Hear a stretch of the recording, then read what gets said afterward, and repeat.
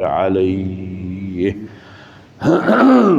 گزشتہ گرامیہ میں گزرا ہے کہ اس سے بڑا ظالم کوئی نہیں جو اللہ کے گھر میں عبادت سے روکے اور اللہ کے گھر کو خراب کرنے کی کوشش کرے۔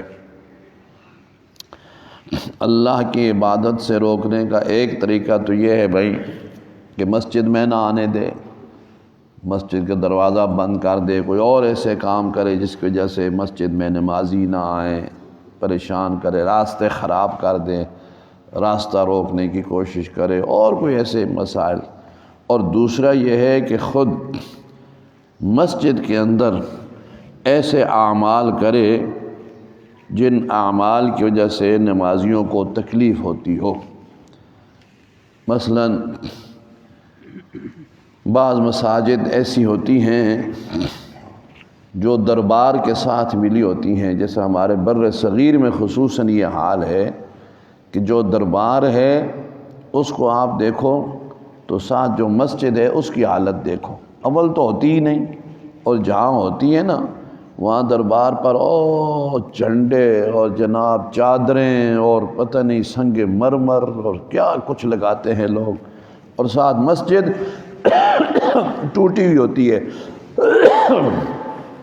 اس مسجد میں دریاں تک نہیں ہوتی، مسجد کے اندر گرد و غبار ہوتا ہے، مسجد کی صفائی ستھرائی نہیں، اور ساتھ ہی اور بسا اوقات ایسا بھی ہوتا ہے ایسے اعمال وہاں کرتے ہیں کہ نمازی نماز نہیں پڑھ سکتا، قوالیاں ہو رہی ہیں اور جناب تبالیں ڈالی جا رہی ہیں، اور رتے پیلے کپڑے پہنے ہوئے مردوں نے، بال بڑے بڑے، مونچھیں بڑی بڑی، اور پاؤں میں گھنگرو، اور گڑلا گڑلا ڈرزا ڈرزا۔ کسی نے نماز کیا پڑھنی ہے بھائی؟ اس حالت میں نماز ہوتی ہے پتہ ہی نہیں ہوتا، اول تو پڑھتے ہی کوئی نہیں، ادھر جاتے ہی کوئی نہیں، اور اگر جائیں بھی پڑھیں بھی کچھ بیچارے تو ان کی نماز ان کو پتہ ہی نہیں ہوتا ہم نے کیا، گھنگرو ادھر گھنگرو چھڑک رہے ہیں، ادھر جناب چمٹے کھڑک رہے ہیں، ادھر جگنی گا رہے ہیں، اور پتہ نہیں کیا کچھ کر رہے ہیں، تمالیں ڈال رہے ہیں، اور ادھر اللہ کی عبادت کون کرے گا؟ یہ بھی اللہ کی عبادت سے روکنا ہے، یاد رکھو۔ تو فرمایا اس سے بڑا ظالم کوئی نہیں جو اللہ کی عبادت سے روکے، خواہ وہ کیسا ہی طریقہ اختیار کرے کہ اس سے عبادت نہ ہو سکے۔ آگے ارشاد فرمایا کہ مشرکین عرب اور یہود و نصارہ کا ایک عقیدہ یہ تھا کہ وہ اللہ تبارک و تعالیٰ کے ساتھ شریک کرتے تھے۔ یہودی ایسے مشرک تھے اور ہیں کہ یہ حضرت عزیر علیہ السلام کو خدا کا بیٹا کہتے ہیں۔ وقالت الیہود عزیر ابن اللہ، عزیر اللہ کے بیٹے ہیں۔ حضرت عزیر علیہ السلام عیسیٰ علیہ السلام سے پہلے گزرے ہیں، بنی اسرائیل کے اندر یہ نبی تھے، اور یہ سفر پر جا رہے تھے، اور آپ سے پہلے بابل کا بادشاہ تھا بخت نصر، بڑا ظالم تھا، وہ آیا بیت المقدس میں آیا اور اس نے سارے شہر کو جلا دیا، یہودیوں کو قتل کیا، ایک ہی نسخہ تھا تورات کا، وہ ساتھ لے گیا تھا، باقی کوئی نسخہ نہیں تھا۔ حضرت عزیر علیہ السلام اللہ کے نبی ہیں، آپ جب اس کے پاس سے گزرے، شہر کے پاس سے، آپ نے تعجب کیا کہ یہ ساری بستی تاخت و تاراج ہو گئی، ویران ہو گئی، لوگ مر گئے، بستی جلا دی گئی، اب یہ پھر کیسے زندہ ہوگی؟ ایک تعجب کا اظہار کیا کہ عجیب طور پر یہ زندہ ہوگی، کیسے زندہ ہوگی؟ اللہ تبارک و تعالیٰ نے آپ پر عارضی طور پر موت طاری کر دی، عزیر علیہ السلام وہیں آپ کی اوپر موت آ گئی، تو آپ وہاں لیٹ گئے۔ آپ کا خچر جو ہے نا، گدھا بھی آپ کے ساتھ تھا سواری کا، اور کھانے پینے کا سامان بھی تھا، یہ چیزیں بھی ساتھ تھیں، تو اس جگہ پر آپ سوئے رہے۔ النوم اخت الموت، نیند جو ہوتی ہے نا یہ بھی موت کی بہن ہوتی ہے، بس وہاں پڑے رہے، حتیٰ کہ 100 سال گزر گئے جی، 100 سال. فَأَمَاتَهُ اللَّهُ مِئَةَ عَامٍ، 100 سال کے بعد ثُمَّ بَعَثَهُ، اللہ نے پھر ان کو اٹھایا. عزیر علیہ السلام اٹھ گئے. اللہ نے پوچھا کم لبثت، عزیر علیہ السلام کتنا ٹھہرے ہو یہاں؟ تو انہوں نے دیکھا کہ میں بالکل ٹھیک ٹھاک ہوں، اور میرا کھانا اور میرا پانی وہ بھی اسی طرح پڑا، کھانا تر و تازہ، پانی بھی بالکل ٹھیک ٹھاک، کوئی اس میں بدبو نہیں ہے، کھانا خراب نہیں ہوا. قال لبثت یوما او بعض یوم، عرض کیا اللہ بس چلتے چلتے نیند آ گئی، یہاں لیٹ گیا، تو ایک دن گزرا ہے یا دن کا کچھ حصہ گزرا ہے، تھوڑا سا وقت گزرا ہے. اللہ نے فرمایا بل لبثت 100 عام، عزیر آپ 100 سال یہاں رہے ہو، 100 سال. فانظر الی طعامک و شرابک لم یتسنہ، میری قدرت دیکھ کہ ابھی تک 100 سال کے عرصے میں تیرا کھانا اور پانی تک خراب نہیں ہوا. ایسی فریج اللہ نے لگا دی، ایسا کولڈ سٹوریج اللہ نے اوپن کولڈ سٹوریج بنا دیا، 100 سال کے بعد بھی تیرا کھانا پانی بدبودار نہیں ہوا، دیکھ اسی طرح تر و تازہ ہے. اب چونکہ اللہ تعالیٰ نے اپنی قدرت کی نشانیاں دکھلانی تھی نا جی، تو پھر آگے فرمایا وانظر الی حمارک، اور تیرا گدھا کدھر گیا سواری کا؟ کوئی بھی نہیں. اب دیکھو جی 100 سال جو گزر گیا نا، گدھا مر گیا اور اس کے ہڈیاں بھی گل گئیں، اس کا چمڑا بھی ختم ہو گیا. 100 سال بڑی چیز ہوتی ہے. گدھے کو اللہ نے مار دیا، نبی علیہ السلام کو اللہ نے زندہ رکھا. نبی کی حیات کے ماننے والوں کو بھی حیاتی کہتے ہیں، حضور کی حیات کو ماننے والا. اور گدھا مر گیا تو جو پھر اس عقیدے کے ہوتے ہیں نا گدھے والے، وہ یہی ہوتے ہیں نبی کو ماننے والے حیاتی، کیونکہ نبی زندہ ہے، کھوتے کو خدا نے مار دیا.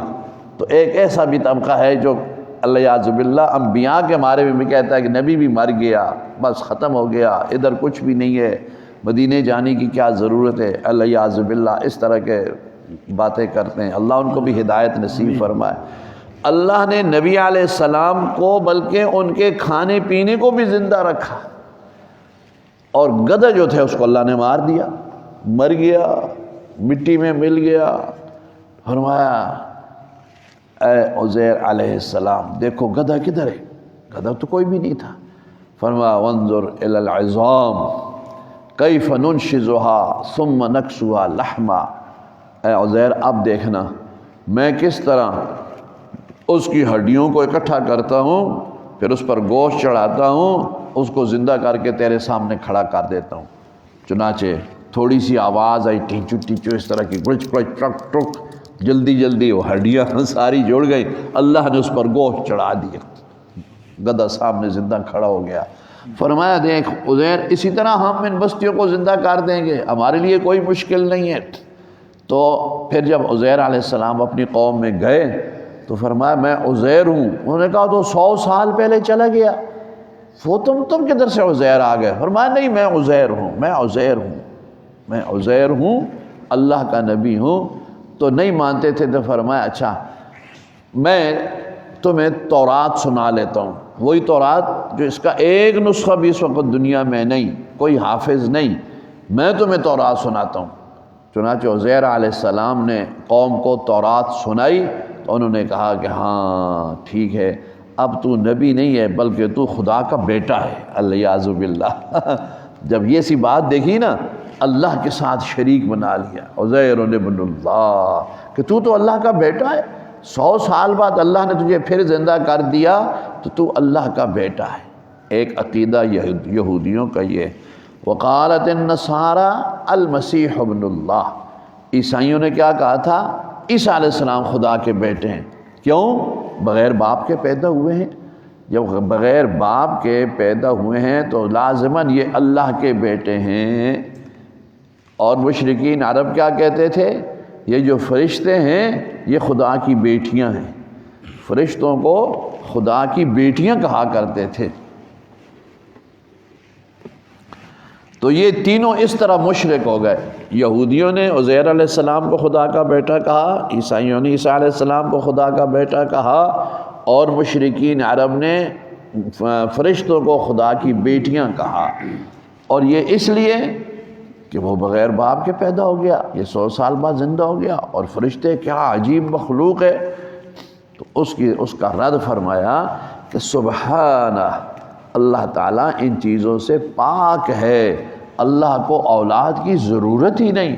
کیوں؟ اس لیے کہ اللہ خود اتنا عظیم ہے، اتنا طاقتور ہے، اس کے کلمہ کن سے ساری کائنات پیدا ہو جاتی ہے، ہو بھی گئی ہے، اور جو چاہے جس چیز کا ارادہ کرے، انما امرہ اذا اراد شیئا ان یقول لہ کن، جی کن فیکون، اللہ اتنا ہی کرتا ہے کن، بس ہو جاتی ہے۔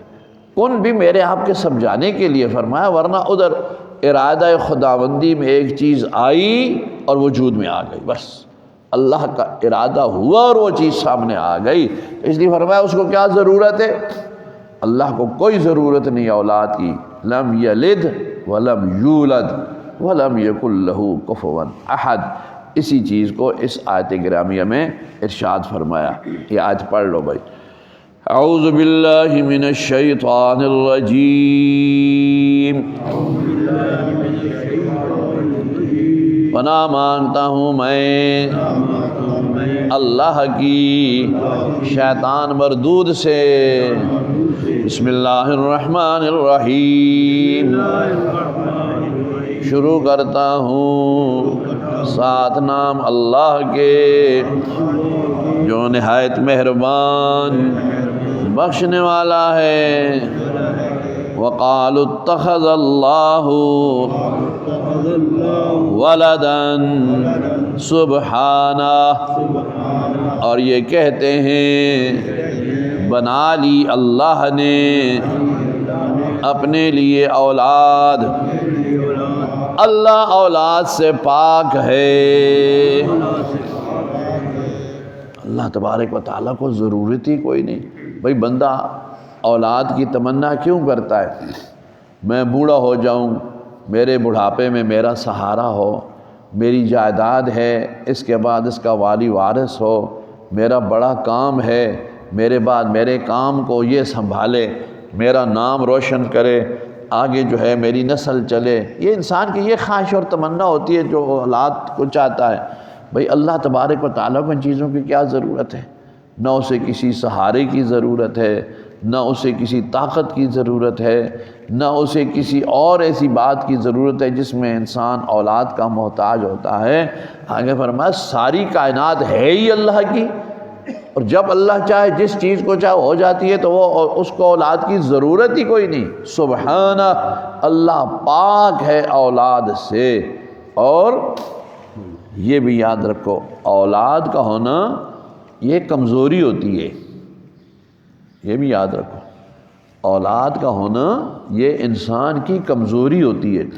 بڑے بڑے مرد آہن، بڑے بڑے تکڑے، بڑے بڑی شاہ پر مچھا رکھے ہوئیاں، ہم تم کرنے والے، اولاد کے آگے بے بس ہو جاتے ہیں کہ نہیں بے بس ہو جاتے؟ باہر کیا کچھ ہوتا ہے بھائی، لیکن گھر بیٹے کے سامنے بے بس ہو جاتے ہیں، بیٹی کے سامنے بے بس ہو جاتے ہیں، گھر کے حالات کی وجہ سے پریشان ہو جاتے ہیں، کہتے ہیں او جی کی کرا جی بس جاتو کہنا ہونا کی کرا بکا کی کرا جی بچی ہے جی بس وقت میں آکھا چل ٹھیک ہے پتر تیری ضد نہیں ہے، میں ضد نہیں کرنا، ٹھیک ہے۔ دیکھو کیسے بڑے بڑے گردنیں تنی ہوتی ہیں، گردنیں جھک جاتی ہیں۔ اولاد کمزوری ہوگی کہ نہ کم، یہ انسان کی کمزوری ہو جاتی ہے۔ تو اللہ تعالیٰ تو کمزوری سے پاک ہے نا جی، کہ نہیں پاک؟ سبحانہ، پاک ہے، کوئی کمزوری نہیں۔ اللہ تبارک و تعالیٰ کو کسی چیز کی ضرورت نہیں، کسی سہارے کی ضرورت نہیں۔ بل لہ ما فی السماوات والارض، بلکہ اللہ ہی کا ہے وہ سب کچھ جو آسمانوں میں ہے اور جو زمین میں ہے۔ کل لہ قانتون، یہ سارے کے سارے اللہ ہی کی عبادت کرتے ہیں۔ جن کو تم معبود بناتے ہو، معبود سمجھتے ہو، یہ تو خود اللہ کی عبادت کرتے ہیں۔ عیسیٰ علیہ السلام اللہ کی عبادت کرنے والے، اللہ کو اپنا معبود، اپنا رب سمجھنے والے۔ عزیر علیہ السلام اللہ کے نبی ہیں اور عبادت کرنے والے ہیں۔ فرشتے اللہ کے حکم ماننے والے، اللہ جو فرماتا ہے لا یعصون اللہ ما امرہم، علیہا ملائکۃ غلاظ شداد، فرشتے بڑی قوت والے، بڑی ہیبت والے، بڑی طاقت والے اور بڑے سخت، لیکن لا یعصون اللہ ما امرہم، اللہ کے کسی حکم کی سرتابی نہیں کرتے، نافرمانی نہیں کرتے۔ کیا مجال ہے فرشتوں کی کہ اللہ کا کوئی حکم نہ مانے؟ وَيَفْعَلُونَ مَا يُؤْمَرُونَ، اور جو اللہ کہتا ہے وہ ضرور کرتے ہیں، جس کا حکم دیا جاتا ہے۔ تو یہ ساری مخلوق اللہ کی محتاج ہے، یہ ساری مخلوق اللہ کی عبادت گزار ہے۔ زمین ہو، آسمان ہو، سورج ہو، چاند ہو، سارے کے سارے اللہ کی طرف جھکتے ہیں، سارے کے سارے اللہ کے محتاج ہیں، سارے کے سارے اللہ کے فرما بردار ہیں، سارے کے سارے اللہ کی عبادت کرنے والے ہیں۔ تو پھر اللہ کو اولاد کی کیا ضرورت ہے؟ یاد رکھو اللہ کی کوئی اولاد نہیں، لم یلد ولم یولد ولم یکن لہ کفوا احد۔ اللہ تعالیٰ سب کو صحیح عقیدہ نصیب فرمائے، اعمال صالحہ کی توفیق عطا فرمائے۔ الحمدللہ رب العالمین والعاقبۃ للمتقین والصلاة والسلام علی اشرف الانبیاء والمرسلین مولانا محمد وآلہ واصحابہ وازواجہ وذریاتہ واہل بیتہ اجمعین۔ ایک تو بھائی آپ حضرات کی خدمت میں یہ عرض کرنا ہے کہ مدرسہ ہے ہمارا، تو زکوٰۃ وغیرہ سے مدرسے کی امداد کیا کرو۔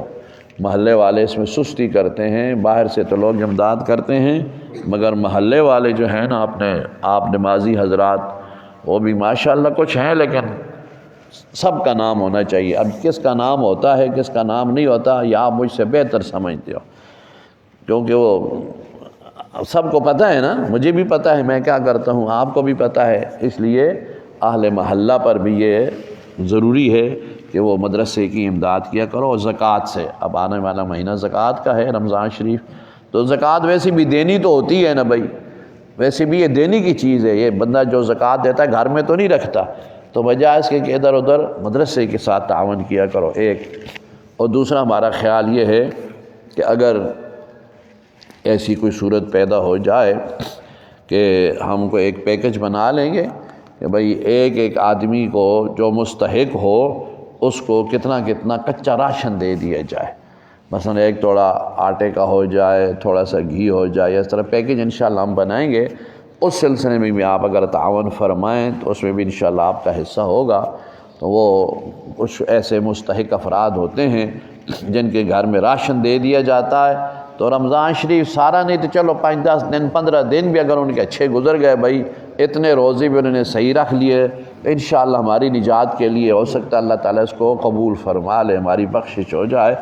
تو وہ بھی انشاءاللہ ہم کر رہے ہیں، 1-2 دن میں اس کا ہم حساب لگا لیں گے، پھر آپ کو بتا دیں گے۔ تو اس رمضان پیکج میں بھی جن احباب نے حصہ ڈالنا ہو وہ بھی حصہ ڈال لیں، تاکہ رمضان شریف کی آمد سے پہلے ہی ہم کچھ غلہ وغیرہ منگا کر کے غربا میں تقسیم کر دیں۔ اللہ تعالیٰ سب کو توفیق عطا فرمائے اور اللہ قبول و منظور فرمائے۔ سبحان ربک رب العزت عما یصفون وسلام علی المرسلین والحمد للہ رب العالمین۔